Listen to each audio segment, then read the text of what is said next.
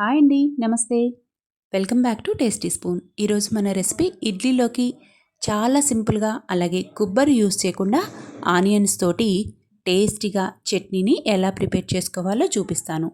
దీనికోసం స్టవ్ మీద ప్యాన్ పెట్టుకొని 1 టేబుల్ స్పూన్ ఆయిల్ వేసుకోవాలి. ఇందులోకి 1/2 కప్పు పల్లీలు, 2 మీడియం సైజు ఉల్లిపాయల్ని కొంచెం పెద్దగా కట్ చేసి వేసుకొని ఒకసారి బాగా కలుపుకోవాలి.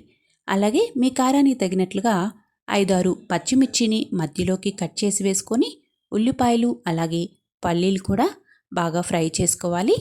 తర్వాత ఇందులోకి కాడలతో సహా కొత్తిమీర అలాగే 2 ముక్కలు అల్లం ముక్కలు వేసుకొని 1 నిమిషం సేపు ఫ్రై చేసుకొని స్టవ్ ఆపేసుకోవాలి. ఇది పూర్తిగా చల్లారిన తర్వాత మిక్సీ జార్లోకి వేసుకోవాలి. ఇందులోకి 2 స్పూన్లు వేయించిన శనగపప్పు, కొద్దిగా చింతపండు, 1/2 స్పూను జీలకర్ర వేసి తగినన్ని నీళ్లు పోసుకొని చట్నీని గ్రైండ్ చేసుకోవాలి. రుచికి సరిపడా ఉప్పు వేసుకొని మరికొన్ని కూడా నీళ్లు యాడ్ చేసి చట్నీని సాఫ్ట్గా గ్రైండ్ చేసుకోవాలి. దీన్నంతటినీ ఒక గిన్నెలోకి వేసుకుందాము.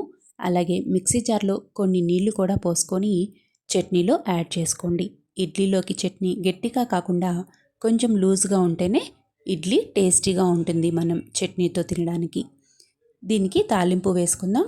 తాలింపు కోసం స్టవ్ మీద ప్యాన్ పెట్టుకొని 1 టేబుల్ స్పూన్ ఆయిల్ వేసుకోవాలి. ఆవాలు, పచ్చిశనగపప్పు, జీలకర్ర వేసి ఆవాలు బాగా చిటపట్లాడిన తర్వాత 1 ఎండుమిర్చిని కట్ చేసి వేసుకొని 2 రెమ్మల కరివేపాకు కూడా వేసి కొద్దిగా ఇంగువ వేసుకొని స్టవ్ ఆపేసుకోవాలి. దీన్నంతటినీ మనం ముందే రెడీ చేసి పెట్టుకున్న ఆనియన్ చట్నీలోకి వేసుకొని ఒకసారి బాగా కలుపుకోవాలి.